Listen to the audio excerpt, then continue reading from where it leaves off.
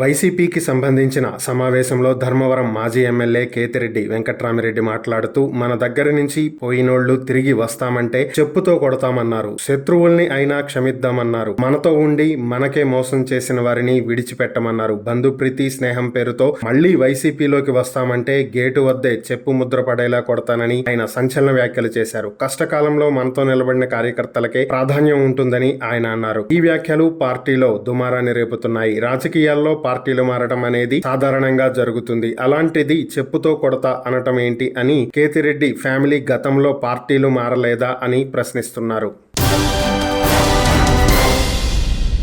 YCP ప్రభుత్వ హయాంలో జరిగిన గ్రూప్ 1 నియామకాల కేసులో రాష్ట్ర ప్రభుత్వ ప్రధాన కార్యదర్శి సిఎస్కే విజయానందపై హైకోర్టు తీవ్ర స్థాయిలో ఆగ్రహం వ్యక్తం చేసింది. కోర్టు ఆదేశాల అమలులో తీవ్ర జాప్యం చేయడంపై బుధవారం జరిగిన విచారణలో ధర్మాసనం నిప్పులు చెరిగింది. తక్షణం అనే పదానికి అర్థం తెలియదా అని ఘాటుగా ప్రశ్నిస్తూ కోర్టు ధిక్కరణ చర్యలు తీసుకోవాల్సి ఉంటుందని గట్టిగా హెచ్చరించింది. గతంలో ఇచ్చిన ఆదేశాల ప్రకారం గ్రూప్ 1 ద్వారా ఎంపికైన వారిని దర్యాప్తును ప్రభావితం చేయని అప్రాధాన్య నాన్ ఫోకల్ పోస్టుల్లోకి తక్షణం బదిలీ చేయాలని కోర్టు స్పష్టం చేసింది. అయితే ఆ ఆదేశాలు అమలు కాకపోవడంపై ధర్మాసనం సిఎస్ ను నిలదీసింది. మీరు పదవి విరమణకు దగ్గరగా ఉన్నారు. మిమ్మల్ని 4 రోజులు జైల్లో ఉంచితే మిగిలిన అధికారులు దారిలోకి వస్తారు. కోర్టు ఆదేశాలను సిఎస్ గౌరవించకపోతే క్రింది స్థాయి అధికారులు ఏం నేర్చుకుంటారు అని తీవ్ర వ్యాఖ్యలు చేసింది. డిప్యూటీ కలెక్టర్లు, డిఎస్పీల వంటి కీలక పోస్టుల్లో ఉన్న వారిని బదిలీ చేయడానికి ఇబ్బంది ఏమిటని ప్రశ్నించింది. అభ్యర్థులు మిమ్మల్ని మేనేజ్ చేశారా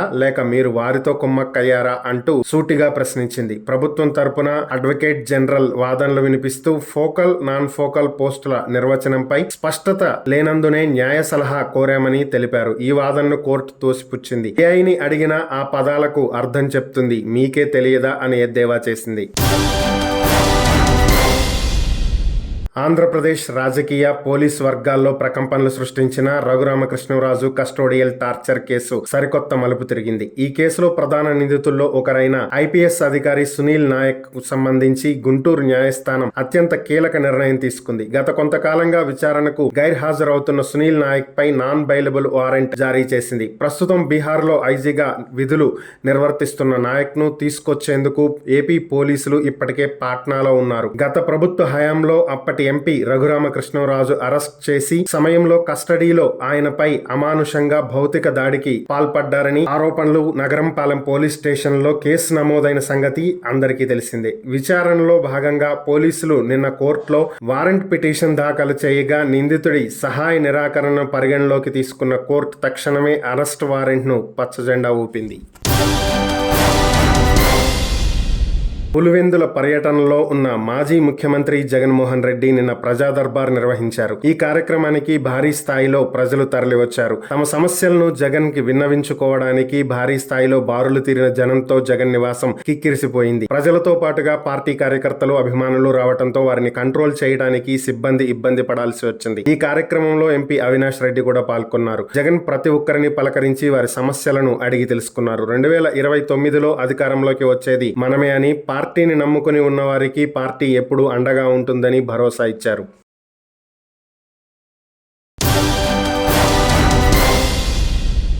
శాసన మండలిలో రాయలసీమ ఎత్తిపోతల పథకం అంశంపై అధికార విపక్షాల మధ్య తీవ్ర వాగ్వాదం చోటు చేసుకుంది. వైసీపీ ప్రభుత్వ హయాంలోనే నిలిచిపోయిన ఈ ప్రాజెక్టుపై ఇప్పుడు తమను ప్రశ్నించడం ఏంటని కూటమి ప్రభుత్వ మంత్రులు, వైసీపీ సభ్యులపై తీవ్ర స్థాయిలో మండిపడ్డారు. 4 ఏళ్ల పాటు ఆగిపోయిన పనులకు సమాధానం చెప్పకుండా ఇప్పుడు ప్రభుత్వంపై బురద చల్లడం ఏంటని నిలదీశారు. ఈ సందర్భంగా మంత్రులు నిమ్మల రామానాయుడు, పయ్యావుల కేశవ్, అచ్చెన్నాయుడు మాట్లాడుతూ వైసీపీ తీరును తీవ్రంగా ఎండగట్టారు. రాయలసీమ లిఫ్ట్ ఇరిగేషన్ పనులు 2020లోనే జాతీయ హరిత ట్రిబ్యునల్ ఎన్జిటి ఆదేశాలతో ఆగిపోయాయని, ఈ విషయాన్ని నాటి తెలంగాణ మంత్రి హరీష్ రావు స్వయంగా ప్రకటించారని, అలాంటప్పుడు 4 ఏళ్లుగా అధికారంలో ఉన్న జగన్ ప్రభుత్వం ఏం చేసింది? కనీసం కౌంటర్ కూడా దాఖలు చేయకుండా నిర్లక్ష్యంగా వ్యవహరించింది అని, ఇది మీ అసమర్థత కాదా అని చెప్పి పయ్యావుల కేశవ్ ప్రశ్నించారు. 5 ఏళ్ల పాలనలో రాయలసీమ ప్రాజెక్టులను నిర్వీర్యం చేసి ప్రాజెక్టులు కొట్టుకుపోవడానికి కారణమైన జగన్ రెడ్డి ఓ రాయలసీమ ద్రోహి అని వారు అభివర్ణించారు.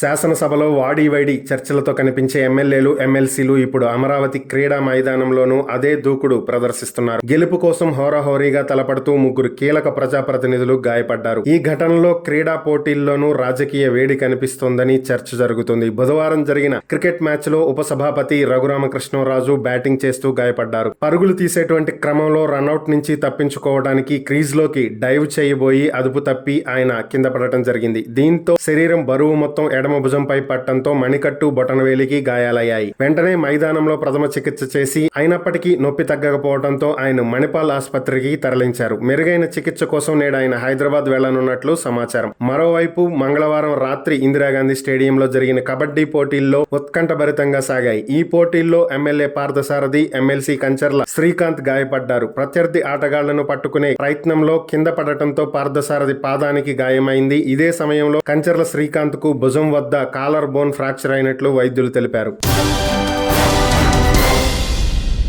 ఈ ఏడాది జులై నాటికి వెలిగొండ తొలిదశ ప్రాజెక్ట్ ని పూర్తి చేసి మార్కాపురం జిల్లాలోని ప్రతి ఎకరాకు సాగునీరు అందిస్తామని ముఖ్యమంత్రి చంద్రబాబు స్పష్టం చేశారు. గత పాలకుడిలా ప్రాజెక్టు పూర్తి కాకుండానే జాతికి అంకితమంటూ రిబ్బన్ కటింగ్లు చేసే దొంగ నాటకాలు ఆడటం తమకు చేతగాదని ముఖ్యమంత్రి వ్యాఖ్యానించారు. వెనుకబాటుకు గురైన మార్కాపురం ప్రాంతాన్ని కొత్త జిల్లాగా ఏర్పాటు చేస్తానని హామీ ఇచ్చినట్టు ఆ హామీని ఇప్పుడు నిలబెట్టుకున్నామని అన్నారు. రాష్ట్ర వ్యాప్తంగా వివిధ ప్రాజెక్టులను పూర్తి చేసి ప్రతి ఎకరాకు నీరివ్వాలన్న లక్ష్యం పనిచేస్తున్నామని వెల్లడించారు. దీనికోసం విశ్రాంత ఇంజనీర్లతో ఒక బృందాన్ని ఏర్పాటు చేసి అధ్యయనం చేయిస్తామని తెలిపారు. ప్రతి ఎకరాకు సాగునీరు ఇచ్చే అంశంపై బ్లూ ప్రింట్ తయారు చేస్తామని అన్నారు. మార్కాపురం జిల్లా డోర్నాల మండలం గంటవానిపల్లెలో 456 కోట్లతో వెలుగొండ ప్రాజెక్ట్ ఫీడర్ కెనాల్ పనులకు ముఖ్యమంత్రి చంద్రబాబు శంకుస్థాపన చేశారు. రైతులతో కలిసి పనులను పరిశీలించారు.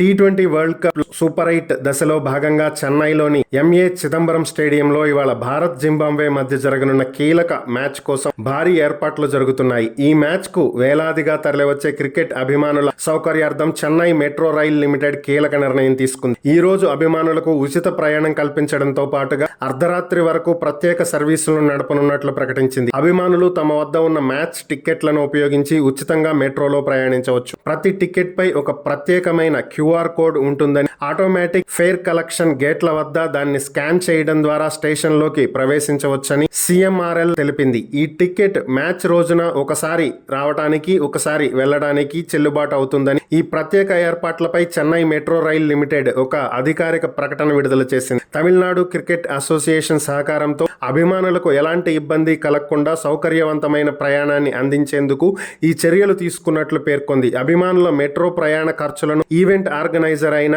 TNCA స్పాన్సర్ చేస్తున్నట్లు కూడా స్పష్టం చేసింది.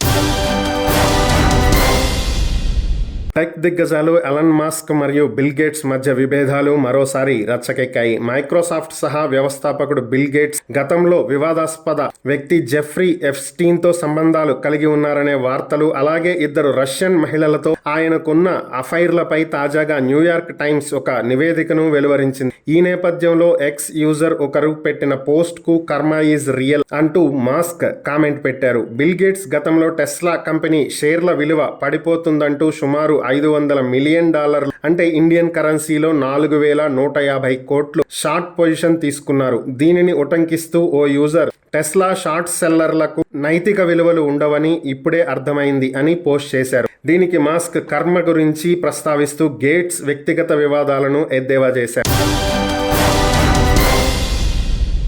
బ్రిటిష్ సామ్రాజ్యంలో సూర్యుడు అస్తమించని కాలమది. అలాంటి ఆ సామ్రాజ్యానికే ఒక భారతీయ వ్యాపారవేత్త అప్పు తీసుకోవాల్సినటువంటి పరిస్థితి ఏర్పడింది. యుద్ధ అవసరాల కోసం అప్పు తీసుకుని పత్రం రాసిచ్చింది బ్రిటిష్ గవర్నమెంట్. ఆపై తిరిగి చెల్లించకుండా వదిలేసింది. మధ్యప్రదేశ్లోని సిహోర్కు చెందిన ప్రముఖ వ్యాపారి సేద్ జమాలాల్ రిథియా నుంచి 1917లో బ్రిటిష్ ప్రభుత్వం అప్పట్లో 35,000 అప్పుగా తీసుకుంది. ఆ కాలంలో ఇది సామాన్యమైన మొత్తం కాదు. మొదటి ప్రపంచ యుద్ధం కారణంగా ఆర్థిక ఇబ్బందుల్లో ఉన్న బ్రిటిష్ ప్రభుత్వం భోపాల్ సంస్థానంలోని పరిపాలనా అవసరాల కోసం ఈ వార్ లోన్ తీసుకున్నట్లు తెలుస్తుంది. బ్రిటిష్ ప్రభుత్వానికి అప్పు ఇచ్చిన విషయం ఆ కుటుంబంలో అందరికీ తెలుసు. అయితే దానికి సంబంధించిన పత్రాలే కనిపించలేదు. దీంతో 109 ఏళ్ల పాటు ఈ విషయం మరుగున పడిపోయింది. సేత్ జమ్మాలాల్ మనవడు వివేక్ రిదియా తన తండ్రి మరణం తర్వాత పాత రికార్డులు, వీలునామాలను పరిశీలిస్తుండగా ఈ రుణానికి సంబంధించిన పత్రాలు, సర్టిఫికెట్లు బయటపడ్డాయి. తన తాత ఇచ్చిన అప్పును బ్రిటిష్ ప్రభుత్వం ఇంతవరకు తిరిగి చెల్లించలేదని